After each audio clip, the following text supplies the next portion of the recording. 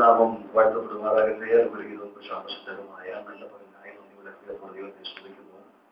കർത്താവിന്റെ മുന്തിരിത്തോട്ടത്തിൽ പ്രതിഫലിച്ച കൂടാതെ പ്രതിപാദനം ചെയ്യുന്ന ബഹുമാനപ്പെട്ട കർത്താവിന്റെ ദാസന്മാർ, ഇവിടെയുള്ള ദൈവസഭയ്ക്ക് ശക്തമായ നേതൃത്വം കൊടുത്തുകൊണ്ടിരിക്കുന്ന ബഹുമാനപ്പെട്ട കർത്താവിന്റെ ദാസൻ പാസ്റ്റർ ജോസഫ് അവர்கள், അതിനോടൊപ്പം ചേർന്ന് കർത്താവിന്റെ പേരിലായിരിക്കുന്ന പാസ്റ്റർ റോയി അവர்கள், എനിക്ക് മുമ്പ് ദൈവത്തിന്റെ ബന്ധം സംസാരിച്ച എന്റെ സ്നേഹിതൻ പാസ്റ്റർ ബിജു അവர்கள், കർത്താവിന്റെ ദാസൻ വേദിയിൽ എനിക്ക് പിന്നാലെ ദൈവം സംസാരിക്കുന്ന ബഹുമാനപ്പെട്ട കർത്താവിന്റെ ദാസന്മാർ, ആരാധന ചെയ്യുന്ന പ്രിയ സഹോദരൻ, കടന്നു വന്നിരിക്കുന്ന എല്ലാ മാതാപിതാക്കൾ, സഹോദരി സഹോദരങ്ങൾ, കുഞ്ഞുങ്ങൾ എല്ലാവർക്കും യേശു കർത്താവിന്റെ നാമത്തിന്റെ സ്നേഹത്തെ വന്ദനത്തെ അറിയിക്കുന്നു. നിങ്ങളുടെ ആരുടെയും മുഖം പാടില്ല, ഇത്രയും പേരുടെ പേരറിയാന്നുള്ളത് പറഞ്ഞതേ ഉള്ളൂ. പൗലോസ് പറയുന്ന പോലെ അരിസ്തർഗോസിനെ, എപ്പഫ്രായിത്തോസിനെ, വന്ദനം എല്ലാവരെയും കുറിച്ച് പറയണമെന്നുണ്ട്. ഒന്ന് സമയം പോലെ, രണ്ട് നിങ്ങളുടെ പേരൊന്നും എനിക്ക് എല്ലാവരും അറിയത്തില്ല, അതുകൊണ്ട് പറഞ്ഞില്ല എന്ന് മാത്രമേ ഉള്ളൂ. അവൻ അറിയാവുന്നവരെ ക്രിസ്തു പറഞ്ഞത് മാത്രം എല്ലാവർക്കും ഒരിക്കൽ കൂടെ വന്ദനം അറിയിക്കുന്നു. കർത്താവ് നടത്തുന്ന വിധങ്ങളെ ഓർത്ത് ഇന്ന് പകൽ അവൻ കേൾക്കാൻ ഇടയായതിൽ ദൈവത്തെ സ്തുതിക്കുന്നു. എനിക്ക് ഇങ്ങനെ ഒരു അവസരം തന്നതിൽ അഗീതവുമായ നന്ദിയും കടപ്പാടും കർത്താവിന്റെ ദാസനോട് ദൈവസഭയുടെ രേഖപ്പെടുത്തുന്നു. മുഖപരങ്ങളായിട്ടൊന്നും പറഞ്ഞ് സമയം കളയുവാൻ ആഗ്രഹിക്കുന്നില്ല. എനിക്ക് തന്ന സമയപരിധിക്കുള്ളിൽ എന്നുള്ള ദൈവത്തിന്റെ പരിശുദ്ധാത്മാവ് ഇന്ന് പകൽ നിങ്ങളോട് സംസാരിക്കാൻ എന്റെ കർത്തടത്തിൽ പ്രകാശിപ്പിച്ച വേദസൂക്തത്തിലേക്ക് നിങ്ങളുടെ ശ്രദ്ധയെ സബരികം ക്ഷണിക്കുന്നു. അപ്പോസ്തലനായ പൗലോസ് ഫിലിപ്പിയർക്കെഴുതിയ ലേഖനം 3-ാം അധ്യായം അതിന്റെ 14-ാമത്തെ വാക്യം പ്രാരംഭത്തിൽ വായിച്ച അനന്തരം 2 തിമോത്തിയോസ് 4-ാം അധ്യായം അതിന്റെ 7-ാമത്തെ വാക്യം കൂടെ വായിപ്പാൻ കർത്താവിൽ ആവശ്യപ്പെടുന്നു.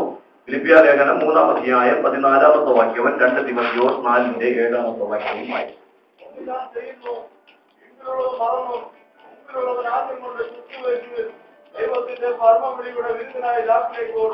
2 തിമോത്തിയോസ് 4-ന്റെ 7.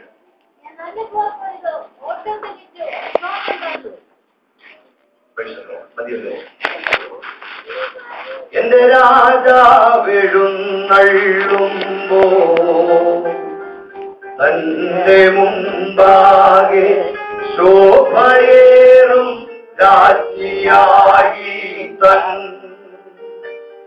എന്റെ രാജാവെഴുന്നള്ളുമ്പോ തന്റെ മുമ്പാകെ ശോഭയേറും രാജ്ഞിയായി തൻ മാറിവന്നെ ചേർത്തിടും തൻ പൊന്നുമാവിൽ മുത്തിടും ഞാൻ മാറിവന്നെ ചേർത്തിടും തൻ പൊന്നുമാവിൽ മുത്തിടും ഞാൻ ആയെനിക്ക് അഗാധായം ദൈവമേ നീ ഒരുക്കിയോ ആയെനിക്ക് അഗാധായം ദൈവമേ നീ ഒരുക്കിയോ എന്റെ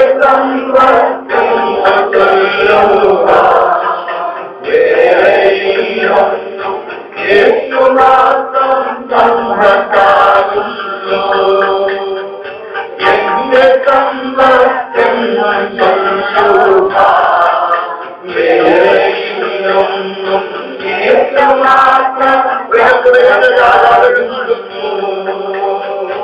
എന്റെ രാജാവെഴുന്നള്ളുമ്പോ തന്റെ മുമ്പാകെ ശോഭയേറും രാജ്ഞിയായി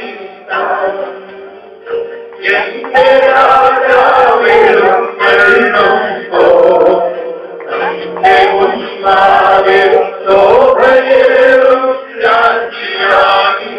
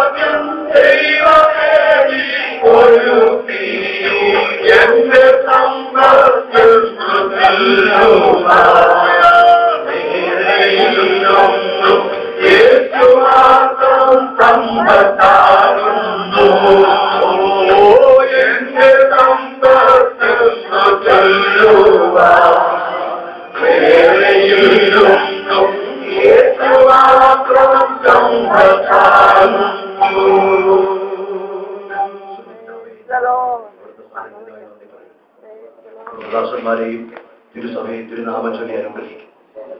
പൊടിയോളം താഴ്ത്തുന്നു. ദൈവത്തിന്റെ ആത്മാവിനെ കൂടെ സംസാരിക്കും. മഹത്വം മുഴുവനും അർക്കപ്പെട്ട പുരാൻ യേശു ക്രിസ്തുവിൻ നാമത്തിൽ തന്നെ കരമുയർത്തി കർത്താവിനെ സ്തുതിക്കുക.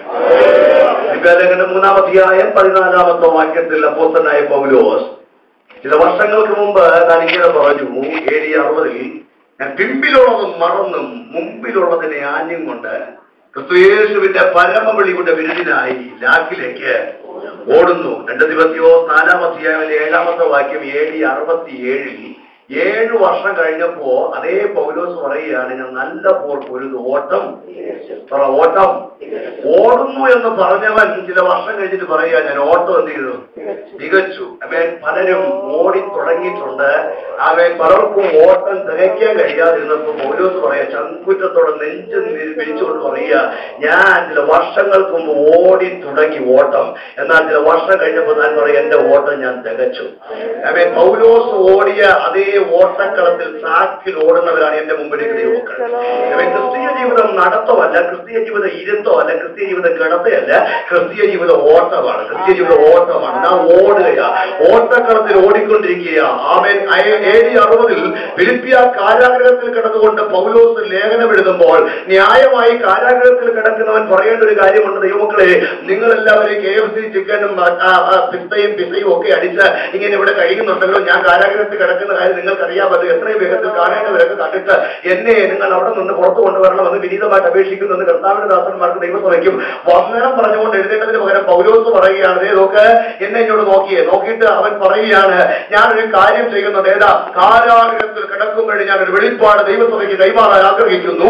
പിമ്പിലുള്ളതും മറന്നും മുമ്പിലുള്ളതിന് ഞാനും കൊണ്ട് ക്രിസ്തുയേശുവിന്റെ പരമവിളിയുടെ വിരുദിനായി ഞാൻ ഓടുന്നു. എനിക്ക് ലക്ഷ്യമേ ഉള്ളൂ. എന്റെ മുമ്പിൽ വെച്ചിരിക്കുന്ന ഓട്ടം എനിക്ക് സ്ഥിരതയോടെ ഓടി അവൻ എനിക്ക് വേണ്ടി വെച്ചിരിക്കുന്ന വിരുദനിക്ക് പ്രാപിക്കണം. അവൻ ആ കാരാഗ്രഹത്തിൽ കിടന്നുകൊണ്ട് AD 60 പൗലോസ് ഓടുന്നു എന്ന് മാത്രം പറയുകയല്ല, മറിച്ച് അവൻ പറയുകയാണ്, എന്റെ നിര്യാണ കാലം അടുത്തു, ഭാര്യയാഗമായി ഒഴിക്കപ്പെടേണ്ട സമയം വന്നു കഴിഞ്ഞു. ആ സമയത്ത് നെഞ്ചും നെറ്റി കൊടുത്തു സുവിശേഷത്തിന് വേണ്ടി ധീര പോരാളിയായി അടരാടിയ കർമ്മ ഉച്ചത ത്യാഗിയായ അപ്പോസ്തലനായ പൗലോസ് വിളിച്ചു പറയുക, കാലങ്ങൾക്കും എന്റെ ഓട്ടം ഓടിത്തുടങ്ങുകയല്ല, ആ ഓട്ടം പൂർത്തീകരിക്കാനുള്ള ദൈവകൃപ, ആ ഓട്ടം തികയ്ക്കാനുള്ള ദൈവകൃപ ആ കർത്താവിന്റെ മേൽ തന്നു. നിങ്ങളെ ഞാനൊരു സ്ഥലത്തേക്ക് കൊണ്ടുപോവുക. ഞാൻ താമസിക്കുന്ന മുഖന്നൂരിലേക്കല്ല, ഞാൻ വന്ന കേരളത്തിലേക്കുമല്ല. പിന്നെ എങ്ങോട്ടാ കൊണ്ടുപോകുന്നത്? നിങ്ങളുടെ പ്രത്യേകം ഞാൻ ഇടത്തേക്ക് ക്ഷണിക്കുക. എവിടെയാ ക്ഷണിക്കുന്നത്? ഒളിമ്പിക്സ് നടക്കുന്ന സ്ഥലത്തേക്ക് വരണം. അവിടെ ഇവിടെ പല കളികളുമുണ്ട്.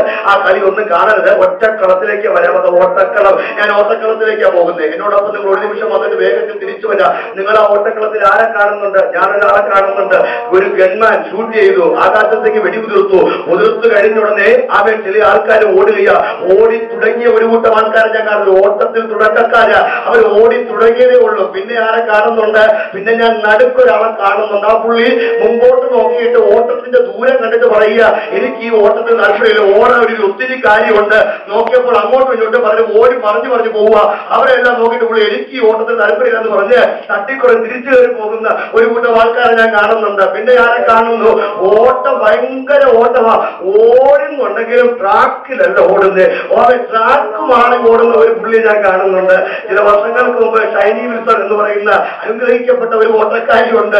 ഓടി ചെന്ന് ബിരുദ പ്രാപിച്ച് ഞാൻ ജയിച്ചേ എന്ന് പറഞ്ഞ് സന്തോഷത്തോടെ വന്നപ്പോ ഇൻസ്പെക്ടർ പറഞ്ഞു, നീ ജയിച്ചില്ല, നിനക്ക് റെഡ്, നീ തോറ്റുപോയി. എന്നാ കാര്യം? നീ ഓടിയത് നല്ലതാ, ഓട്ടത്തിൽ ഫസ്റ്റ് എത്തി, പക്ഷെ ഓടിയത് ട്രാക്ക് മാറിയാ ഓടിയത്. പിന്നെ ആരെ കാണുന്നുണ്ട്? പിന്നെ ഞാൻ ഒരാളെ കാണുന്നുണ്ട്. ആരാ? ഒരു പുള്ളി ഭയങ്കര ഓടും. നേരെ ഓടത്തില്ല, ട്രാക്കിലാ ഓടുന്നത്, പക്ഷെ നേരെ ഓടുന്നില്ല. ഓടുന്ന ആൾക്കാരെ ഓടാൻ സമ്മതിക്കുന്നില്ല. ഓടുന്നുണ്ടെങ്കിൽ ഇടയ്ക്കിടയ്ക്ക് ഓടുന്നു, പുള്ളി ഓടുന്നു. ഇടയ്ക്കിടയ്ക്ക് എന്ത് ചെയ്യുക? അടുത്ത ട്രാക്കിൽ ഓടുന്നവരെ കാലിൽ ഇറക്കി വീഴിക്കാൻ നോക്കുന്ന ഒരു പുള്ളി ഞാൻ അതിനകത്ത് കാണും. നിങ്ങൾ കാണുന്നതോ എനിക്കറിയില്ല, ഞാൻ കാണുന്നുണ്ട് ട്രാക്കിനകത്ത്. അവൻ തന്നെത്താനും ഓടത്തുമില്ല, മറ്റുള്ളവരെ ഓടാൻ സമ്മതിക്കത്തുമില്ല. ഇടയ്ക്കിടയ്ക്ക് കാലത്ത് വീഴ്ത്താൻ നോക്കുന്ന ഒരു പുള്ളിയുണ്ട്. അവൻ പിന്നെ ആരെ കാണുന്നുണ്ട്? അവൻ പിന്നെ ഞാൻ കാണുന്നുണ്ട് കിതച്ച് ഏന്തിയും വലിഞ്ഞുമൊക്കെ ഓടുന്ന ഒരാളിനകത്ത് കാണുന്നുണ്ട്. പിന്നെ ഒരാളെ കാണുന്നുണ്ട്. അവൻ ചാഞ്ഞും ചരിഞ്ഞും പോകുന്നവര്, ഏന്തിയും വലിഞ്ഞും പോകുന്നവര്, ദൂരം നോക്കി പിൻമാറി നിൽക്കുന്നവര്, ട്രാക്കിലെത്തി ഓടുന്നവര്, ഒന്നും നോക്കാതെ തന്റെ മുമ്പിൽ വെച്ചിരിക്കുന്ന ഓട്ടം സ്ഥിരതയോടെ ഓടി അവന്റെ മുമ്പിൽ വെച്ചിരിക്കുന്ന ഒരു ലക്ഷ്യം, അവന്റെ മുമ്പിൽ വെച്ചിരിക്കുന്ന ഒരു വീട്, ആ വീട് മാത്രം നോക്കിക്കൊണ്ട്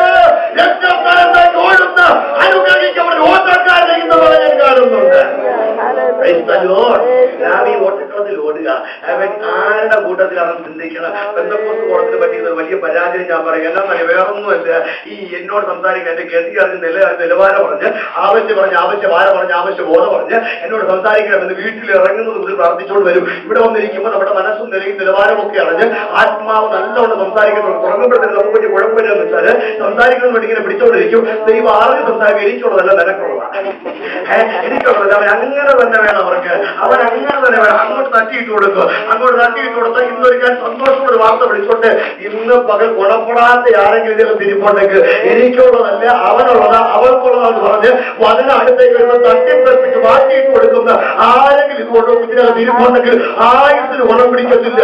ഇന്ന് പകൽ ദൈവത്തിന്റെ വചനം എന്റെ അടുക്കലേക്ക് വരുമ്പോൾ എന്നോട് ഇടപെടുന്ന ദൈവവചനത്തിനായി നന്ദി പറയുന്നു. ആ വചനത്തിനായ സ്തോത്രം പറഞ്ഞ് ആമേൻ പറഞ്ഞ് എങ്ങനെയുണ്ട് അവനായ ആത്മാവിൽ വഹിക്കാൻ വയ്യാതോ അവനെ നിശ്ചത ഇറപ്പിക്കുവാൻ അവന്റെ ഓട്ടം നികത്തിക്കുവാൻ ആത്മാവിന്റെ സാന്നിധ്യം ഇന്ന് പകൽ നമ്മോട് കൂടെ ഉണ്ടാകും.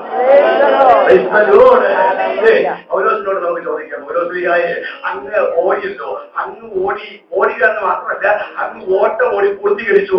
അങ്ങ് ഓട്ടം പൂർത്തീകരിച്ചത് എങ്ങനെയാണെന്ന് ഇന്ന് പകൽ ഞങ്ങളോട് പറഞ്ഞു തരാൻ അങ്ങേക്ക് മനസ്സുണ്ടെങ്കിൽ അവൻ അങ്ങ് തികച്ചതുപോലെ ഞങ്ങളുടെ മേൽ വെച്ചിരിക്കുന്ന ഓട്ടം തികയ്ക്കാൻ ഞങ്ങൾ ആഗ്രഹിക്കുക. എത്ര പേര് ചോദിക്കുന്നത് കേരളത്തിൽ ട്രെയിനൊക്കെ വേഗതമാണ്, പെട്ടെന്ന് സ്റ്റേഷനിൽ എത്തിച്ചേരണം. അതേക്കാൾ വേഗതയുള്ള ട്രെയിനാണ് ഇവിടുത്തെ മെട്രോ, അല്ലേ? മെട്രോ ഞാൻ സമ്മതിക്കില്ല, അതേക്കാൾ വേഗതയുള്ള ട്രെയിനിലാണ് ഞാൻ കയറിയിരിക്കുന്നത്. ഇപ്പോ നിങ്ങൾ എന്നോടൊപ്പം വരണം. എന്റെ വാക്കുകൾ വായി ഉടക്കി പോകാതിരിക്കാൻ ഞാൻ പറയുന്നത് കേൾക്കാൻ വേണ്ടിയിട്ട് നിങ്ങൾ പ്രാർത്ഥിച്ചുകൊണ്ടിരിക്കണം. ഞാൻ ഇവിടെ പോകാൻ വേണ്ടി പോവാണ്. വേഗത്തിൽ എനിക്ക് കാര്യം കൊണ്ട് നിർത്തണം. അതിന് വേണ്ടിയിട്ടാണ്. എത്ര സമയമുള്ള വിഷയമല്ല, 5 10 ഒന്നും വിഷയമല്ല. നമുക്ക് വേണ്ട ദൈവാത്മാവ് തരും. ബൈബിൾ കോളേജ് ഞാൻ കൃപയാൽ 7 വർഷത്തോളം ബൈബിൾ കോളേജ് പഠിച്ചതാണ്. MGH എടുത്തതാണ്, PhD ചെയ്യുന്നുണ്ട്. അപ്പോ ഞങ്ങള് പോയി ഒത്തിരി പഠിച്ചിട്ട് ഇങ്ങനെ പഠിക്കുന്നത്. നിങ്ങൾക്ക് അങ്ങനെയല്ല, ബൈബിൾ കോളേജ് വരിക എന്തൊക്കെ ബൈബിൾ കോളേജ് ഇനിയിപ്പോ 1 കഴിഞ്ഞു, 2 ഇനി അതിനകത്തുണ്ട്. ഇത് ഇന്നത്തെ ദിവസം ഇനി യാത്രയോ കുറെ കാലം കൊണ്ട് ബൈബിൾ കോളേജ് വന്നുകൊണ്ടിരിക്കുകയല്ലേ. എല്ലാം എഴുതിയെടുത്തോളണം. നിങ്ങളൊക്കെ PhD എടുക്കുന്നതിനേക്കാൾ വലിയ ഉന്നതമായ ഇതൊക്കെ ഒരു കാര്യം ഓർത്തോളം അധികം കേൾക്കുന്നതിന് ആദ്യമായി. അതുകൊണ്ട് നല്ല ചിന്തകൾ കണ്ടെത്തുവരാ. അങ്ങനെ കൊണ്ടുകൊണ്ടിരിക്കാതെ കേൾക്കുന്നത് കർത്താവേ ജീവിതത്തിൽ പ്രാവർത്തികമാണ്. ഈ മരുഭൂമിയിൽ ആത്മാവ് ഞങ്ങളെ സ്നേഹിച്ചുകൊണ്ട് ഞങ്ങൾ ഇറങ്ങിത്തരുന്ന വ്യത്യസ്ത ശുശ്രൂഷയുടെ കൃപാവന പ്രാർത്ഥനകൾ ദൈവത്തിന്റെ അനുഗ്രഹിക്കുന്ന അഭിഷിക്തന്മാരെ ഇന്ന് പകൽ ഞങ്ങളുടെ നടുവിൽ അയച്ച് കാലാകാലങ്ങളായി ഞങ്ങൾക്ക് ദൈവത്തിന്റെ മാർഗത്തിൽ വന്നിരിക്കുന്ന ആത്മീയ സത്യങ്ങളുടെ കടവളം പൊഴിച്ചു തന്ന് മൂലമില്ലാത്ത നൂതനമായ മരുഭൂമിയിൽ മഞ്ഞ പൊടിച്ചു തരുന്ന പോലെ ആത്മാവിനെ പൊഴിച്ചു തരോ എന്നോട് പ്രസാദം തോന്നുന്നുകൊണ്ട് നന്ദിയോടെ ഇസ്രായേലിനെ പറ്റിയാണ്. എന്നറിയാമോ, ആദ്യം ദൈവം മഞ്ഞ കൊടുത്തപ്പോൾ പറഞ്ഞു അയ്യോ തേൻ കൂട്ടിയ ദോശ. പിന്നെയും ദൈവത്തിന് മാറ്റമില്ല, മഞ്ഞയ്ക്ക് മാറ്റമില്ല. പിന്നെയും തിന്നു തോന്നപ്പോൾ ജനം പറഞ്ഞു അയ്യോ എണ്ണ ചേർത്ത ദോശ.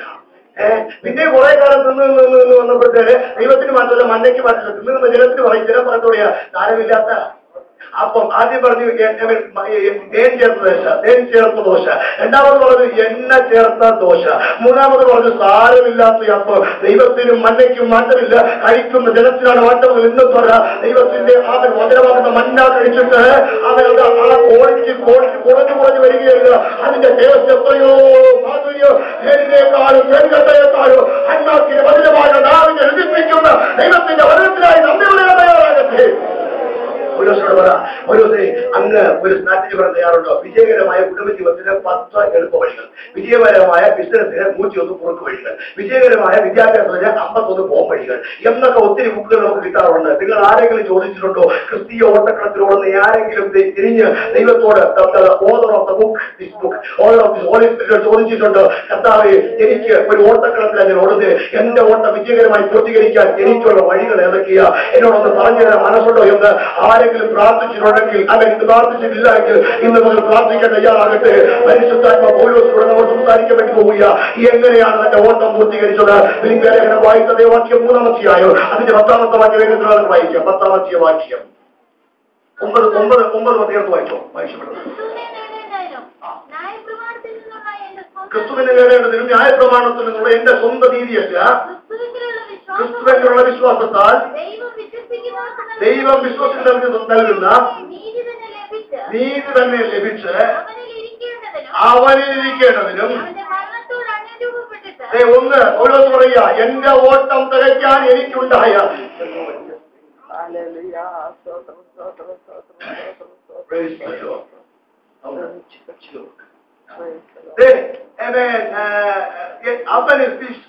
ദൈവം സ്വന്തം നീതിയല്ല, ദൈവം വിശ്വസിക്കുന്നവർക്ക് നൽകുന്ന നീതി തന്നെ ആധാരമാക്കി എനിക്ക് അവനിൽ ഇരിക്കേണ്ടതിന് ഞാൻ എന്റെ ഓട്ടത്തിന്റെ തുടക്കം മുതൽ ഒടുക്കം വരെ ഞാൻ അവൻ നിർണയിച്ച ഒരു കാര്യമുണ്ട്, അവസാനം വരെ എനിക്ക് അവനിൽ ഇരിക്കണം. നമുക്ക് പലർക്കും പലർത്തിരിക്കാൻ ഇഷ്ടമാ, നമുക്ക് കമ്പനിയുടെ നല്ല ഉയർന്ന പോസ്റ്റ് ഇരിക്കാൻ ഇഷ്ടമാ, നമുക്ക് ഭർത്താവിനോട് ഇരിക്കാൻ ഇഷ്ടമാ, ഭാര്യയുടെ കൂടെ ഇരിക്കാൻ ഇഷ്ടമാ, മക്കളുടെ കൂടെ ഇരിക്കാൻ ഇഷ്ടമാ, നമുക്ക് പല സ്ഥലങ്ങളിൽ ഇരിക്കാൻ ഇഷ്ടമാ. പൗലോസിന് ഇഷ്ടമൊന്നുമല്ല. പൗലോസ് പറയാ, എനിക്ക് അവനിൽ ഇരിക്കണം. ഇന്ന് പകൽ ഓട്ടം ഓടിക്കൊടുത്തിരിക്കണം. ഒന്നാമത് ചെയ്യേണ്ടത് അവനിൽ ഇരിക്കുക, തത്വത്തിൽ വിശ്വാസത്തിൽ ഇരിക്കുക. തുടക്കം മുതൽ ഒടുക്കം വരെ ആത്മാവ് പറയുന്നു. 1 Corinthians 13:5 നിങ്ങൾ ഇപ്പോഴും വിശ്വാസത്തിൽ തന്നെയോ ഇരിക്കുന്നതെന്ന് നിങ്ങളെ തന്നെ ശോധന ചെയ്യുക. ഒരു രാത്രി പ്രാർത്ഥനയിൽ ജാഗരിച്ചുകൊണ്ടിരിക്കുമ്പോൾ ആത്മാവിനോട് പറഞ്ഞത് കാണിച്ച ഒരു ദർശനം ഇതാണ്. കുറെ ആൾക്കാർ കൈയടിച്ച് തീയിൽ ചാടുന്നു, കുറെ ആൾക്കാർ അന്യഭാഷ പറഞ്ഞു തീയിൽ ചാടുന്നു, കുറെ ആൾക്കാർ പ്രവചിച്ച് തീയിൽ ചാടുന്നു. ഞാൻ ദൈവത്തോട് ചോദിച്ചു, കർത്താവേ ഏതാ തീ? അങ്ങ് വരുമ്പോൾ അവൻ പരിശുദ്ധാത്മാവിനെ തീയാലും സ്നാനം കഴിപ്പിക്കുന്നതല്ലോ, ആത്മാവിന്റെ തീയാണോ ഇത് എന്ന് ചോദിച്ചപ്പോൾ ആത്മാവിന്റെ കുഞ്ഞെ അതല്ല, ആത്മാവിന്റെ തീയല്ല, ഇത് നരകത്തിന്റെ തീയ. പിന്നെ എന്താ? കൈയടിച്ച് നരകത്തിൽ ചാടുന്നു. കുറെ ആൾക്കാർ അന്യഭാഷ പറഞ്ഞോളൂ നരകത്തിൽ ചാടുക, കുറെ ആൾക്കാർ പ്രവചിച്ച് അവൻ നരകത്തിൽ ചാടുകയാ. അവൻ ഈ ദർശനം കണ്ട് എഴുതാൻ ഭയപ്പെട്ടു പോയി. ആത്മാവിനോട് ദൈവം അവൻ സ്വത്ര കർത്താവിന്റെ ആത്മാവ് എന്നോട് പറഞ്ഞത്, കുഞ്ഞെ വെള്ളത്തിൽ പാറ്റും കൂട്ടത്തിൽ അവൻ വെള്ളത്തിൽ അവൻ കൂട്ടത്തിൽ പാറ്റുമായി നീ ഇങ്ങനെ പോയി കഴിഞ്ഞാൽ അവൻ നിന്റെ ഓട്ടം നിനക്ക് തുണയ്ക്കാൻ ഒക്കത്തില്ല, നിനക്ക് എത്താൻ ഒക്കത്തില്ല. അവൻ കഴിഞ്ഞ കാലങ്ങളെക്കാൾ വിശ്വസിച്ചതിനേക്കാൾ അധികമായ വിശ്വാസം കാലം നോക്കുമ്പോൾ പ്രായം നോക്കുമ്പോൾ അവനുള്ള വിശ്വാസത്തിന്റെ ആഴം വർദ്ധിച്ചു വന്നിട്ടുണ്ടോ എന്ന് ഇന്ന് അവരെ ശോധന ചെയ്യട്ടെ. കാന്തയെ കുറിച്ച് കാന്തൻ പറഞ്ഞൊരു കമന്റ് ഉണ്ട്, ഉത്തമഗീതം 6:10. അവിടെ നിൽക്കുന്ന അരുണോദയം പോലെ ശോഭയുള്ളവളാണ് എന്റെ കാന്ത. അരുണോദയം എന്ന് പറഞ്ഞാൽ സൂര്യൻ ഉദിച്ചു വന്നിട്ട് മിനിറ്റുകൾ സെക്കൻഡുകൾ മണിക്കൂറുകൾ കഴിയുമ്പോൾ അതിന്റെ ശോഭ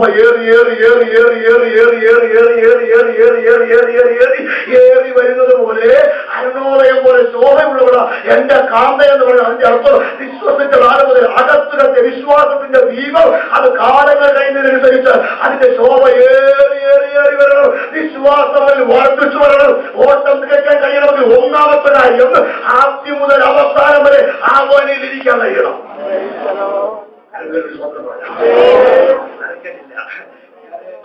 നമ്മുടെ ജോൺസൺ ഡാനിയൽ പാസ്റ്ററുടെ സഭയിലെ ചെറുപ്പത്തിലെ ലോക്കൽ മെമ്പറും തിരുവനന്തപുരത്ത് കൈപ്പറ്റൂർ ജോയിക്കുട്ടിച്ചാന്റെ സെന്ററിലെ ശുശ്രൂഷകരുമാണ് IPC-യിലെ. അപ്പൊ CK പറ്റിനെ കുറിച്ച് കേട്ടിട്ടുള്ള എങ്ങനെയാ അദ്ദേഹം പറഞ്ഞൊരു കാര്യമാണ്, നീ ഒരു സ്വോത്രം വരാതിരിക്കുന്നതിനേക്കാൾ നല്ലതല്ലേ ഒരു സ്വോത്രം പറയുന്നത്. ഒരു സ്വോത്രം ഇരിക്കുന്നതിനേക്കാൾ നല്ലത് ഒരു സ്വോത്രം പറയുന്നതാണ്. അതുകൊണ്ട് അങ്ങനെയെങ്കിലും സ്വോത്രം പറയുന്നത് വിചാരിച്ചില്ല. ഒന്ന് അവനിൽ ഇരിക്കാൻ തീരുമാനിച്ചു. അവനിൽ ഇരിക്കേണ്ടതിനും 2 അവന്റെ മരണത്തോട് അനുരൂപപ്പെട്ടിട്ട് അവനെയും അവന്റെ പുനരുദ്ധാനത്തിന്റെ ശക്തിയെയും അവന്റെ കഷ്ടാനുഭവങ്ങളുടെ കൂട്ടായ്മയെയും ഓട്ടം പൂർത്തീകരിക്കാൻ പൗലോസ് എടുത്ത തീരുമാനം നമ്പർ 2 എന്താ? അവനെയും അവന്റെ പുനരുദ്ധാനത്തിന്റെ ശക്തിയെയും അവന്റെ കഷ്ടാനുഭവങ്ങളുടെ കൂട്ടായ്മയെയും അറിയുക എന്നല്ല, പിന്നെ അറിയുന്നത് വേറെ. കർത്താവിന്റെ അപ്പുറത്ത് ആഴ്ചയിൽ ഇതിനിടയ്ക്ക് 2 സഭയും ആക്രമണം ഉണ്ടായി, വിശേഷ വിരോധികളുടെ ആക്രമണം ഉണ്ടായപ്പോൾ എല്ലാവരും കൂടെ ചേർന്ന് പെന്തക്കോസ്തിലെ പാസ്റ്റർമാരും രാഷ്ട്രീയ പ്രവർത്തകർ എല്ലാം കൂടെ ചേർന്ന് ഞങ്ങളുടെ അവകാശം സംരക്ഷിക്കൂ, ഞങ്ങളുടെ സഹോദരൻ വിട്ടുതരൂ എന്ന് പറഞ്ഞിട്ട് സെക്രട്ടേറിയറ്റിന് മുമ്പിൽ എന്ത് ചെയ്തു? ഉപരോധത്തിന് പോയി. അവിടെ ചെന്ന് പാസ്റ്റർമാരുടെ പ്രശ്നം എല്ലാം കഴിഞ്ഞതിന് ശേഷം അടുത്ത കുറെ ആൾക്കാർ പ്രസംഗിക്കാൻ വന്നു. പിണറായി വിജയൻ, കോടിയേരി ബാലകൃഷ്ണൻ, അങ്ങനെയുള്ള കുറെ ആൾക്കാർ പ്രസംഗിക്കാൻ വേണ്ടിയുള്ളത്. ഈ ഇവരുടെ യേശുവിനെ കുറിച്ചും സഭയെ കുറിച്ചും ഇവരുടെ പ്രസംഗം കേട്ടപ്പോൾ നേരത്തെ പ്രസംഗിച്ച പാസ്റ്റർമാരുടെ തലയിൽ കൂടെ കൂട്ടിട്ടു. എന്താ നമ്മളെക്കാൾ ഭയങ്കര വെളിപ്പാടുള്ളത് യേശുവിനെ കുറിച്ച് എന്തോ അറിയാമെന്നറിയാമോ? ചരിത്രത്തെ കുറിച്ച് ഭയങ്കര പാണ്ഡിത്യമാ. പൗലോസ് പറയുന്നത് അവനെ കുറിച്ച് അറിയണമെന്നില്ല, അവനെ എനിക്ക് അനുഭവിച്ചറിയണം. ഹെഡ് നോളജ്, ഇത് ബ്രെയിൻ നോളജ് അല്ല, അവൻ ബ്രെയിൻ അറിവല്ല, ഇത് ബ്ലഡ് റിലേഷനാ, ബ്ലഡോടുള്ള അറിവാ. മനസ്സിലായോ? എനിക്ക് അവനെ അനുഭവിച്ചറിയണം, അവന്റെ പുനരുദ്ധാനത്തിന്റെ സംഗതി അനുഭവിച്ചറിയണം, അവന്റെ കഷ്ടാനുഭവങ്ങളുടെ കൂട്ടായ്മ അനുഭവിച്ചറിഞ്ഞാലേ ഓട്ടം തയ്ക്കാൻ പറ്റത്തുള്ളത്. പരിചയപ്പെട്ടല്ലോ. എന്റെ പേര് മനോജ് പോൾ എന്നാണ്. തിരുവനന്തപുരം ജില്ലയിൽ നെയ്യാറ്റിൻകര താലൂക്കിൽ പള്ളിച്ചൽ വില്ലേജിൽ വെടിവെച്ച കോവിൽ എന്ന് പറയുന്ന ദേശത്ത് ഞാൻ ഇങ്ങനെ പറയും. അന്വേഷിക്കാലോ. ഇവിടെ വന്ന് പ്രസംഗിച്ച് പല പുള്ളികളും അന്വേഷിച്ച് പറഞ്ഞിട്ടില്ല. അതുകൊണ്ട് ഞാൻ കറക്റ്റായി പറയും. ആർക്കോട് അന്വേഷിക്കുക. തിരുവനന്തപുരം ജില്ലയിൽ നെയ്യാറ്റിൻകര താലൂക്കിൽ പള്ളിച്ചൽ വില്ലേജിൽ വെടിവെച്ച കോവിൽ എന്ന് പറയുന്ന ദേശത്ത് അച്ഛൻ, അമ്മ, അനുജത്തി അടങ്ങുന്ന ഒരു പാരമ്പര്യ യാഥാർത്ഥ്യ ഹൈന്ദവ കുടുംബത്തിലാണ് ഞാൻ ജനിച്ചു വളർത്തപ്പെട്ടത്. അതുകൊണ്ട് ഇപ്പൊ മനോജ് പോളോ, അത് പോൾ എല്ലാവർക്കും ഇഷ്ടമാണ്. K V Paul Pillai, Paul Gopalakrishnan, Paul Geethakrishnan, Paul Sivankutty, Paul Krishnankutty, Manoj Paul. Manoj പോളായതാ. ഒരു കുടുംബത്തിൽ ജനിച്ചു വളർത്തപ്പെട്ട് മൂത്ത പുത്രനെ ജനിച്ചു വളർന്നുകൊണ്ടിരുന്നപ്പോ പോളിയോയും മെനിഞ്ചൈറ്റിസ് എന്ന് പറയുന്ന 2 രോഗം ബാധിച്ചു. കഴുത്തിൽ തകർന്നു. അവൻ പാരലറ്റിക് രോഗിയായി തിരുവനന്തപുരം മെഡിക്കൽ കോളേജ് ആശുപത്രിയിൽ 1.5 മാസം ചികിത്സയിലായിരുന്നു.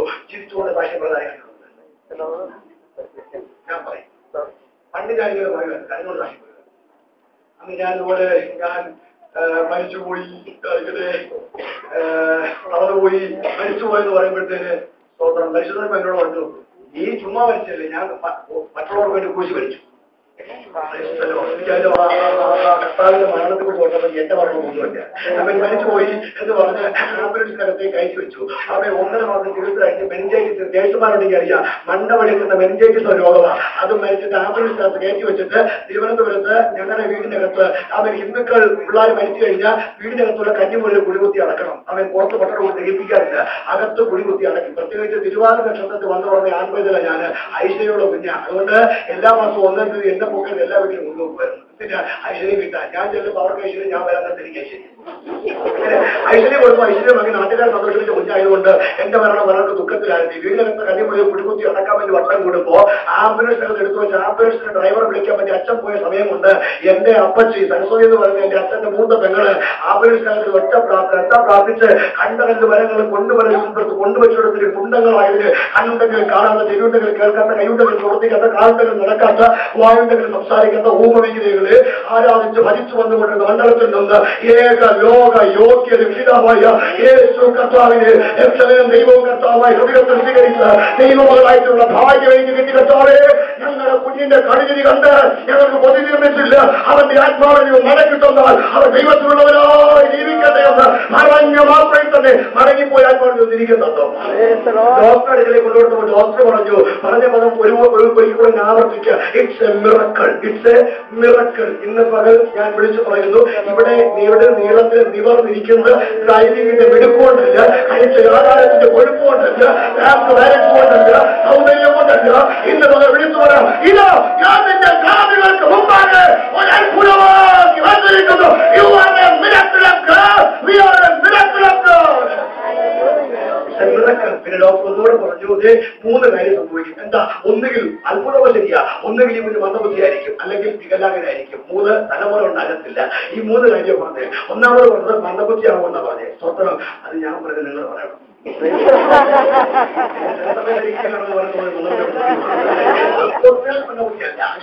10ാം ക്ലാസ് വരെ മന്ദബുദ്ധി പോലെയൊക്കെ ആയിരുന്നു. 8, 9, 10, 10, 9, 8 മാർക്ക. പിന്നെ ഇവരുടെ SFയുടെ ഒക്കെ നേതാവായിട്ട് സ്കൂളിൽ പഠിച്ചു വന്നതുകൊണ്ട് എല്ലാ ക്ലാസ് ജയിപ്പിച്ച് 10ാം ക്ലാസ് വരെ വിട്ടു. 10ാം ക്ലാസ്സിൽ പരീക്ഷ എഴുതിയിട്ട് എന്റെ വല്യച്ഛന്റെ വീട്ടിൽ കർണാടകയിൽ നിൽക്കാൻ വേണ്ടി പോയപ്പോ ആഫ്രിക്കയിൽ മനുഷ്യരിൽ നിന്ന് വർഗത്തിൽ നിന്ന് വന്ന ഡോക്ടർ ലയാൻ ബിഷേക് എന്ന് പറയുന്ന മിഷണറിയുടെ കറുത്തവർഗക്കാരുടെ സുവിശേഷ പ്രഭാഷണം കേട്ടാണ് കർത്താവിന്റെ സ്വന്തം രക്ഷിതാവായി രക്ഷിക്കപ്പെടാൻ കർത്താവിന് ക്രമ നൽകിയത്. അന്ന് ആദ്യമായിട്ട് പ്രാർത്ഥിക്കാൻ അറിയാൻ പാടുന്ന സമയത്ത് ഒരൊറ്റ പ്രാർത്ഥന, അങ്ങ് സാക്ഷാൽ ദൈവമാണെങ്കിൽ എനിക്ക് അനുഭവം നൽകണം. എന്താ? എനിക്ക് 10ാം ക്ലാസ് പാസ്സാക്കണം. പ്രാർത്ഥിച്ചു. അന്ന് ഇന്ന് കമ്പ്യൂട്ടർ കുട്ടി റിസൾട്ട് വരും. അന്ന് മലയാളപരം പത്രത്തിൽ കാത്തിരിക്കണം. മലയാളപരം പത്രം റിസൾട്ട് വന്നപ്പോൾ ഓടിപ്പോയി നോക്കി 312 മാർക്കോടെ സെക്കൻഡ് ക്ലാസോടെ പാസ്സായി. ഞാൻ പറഞ്ഞ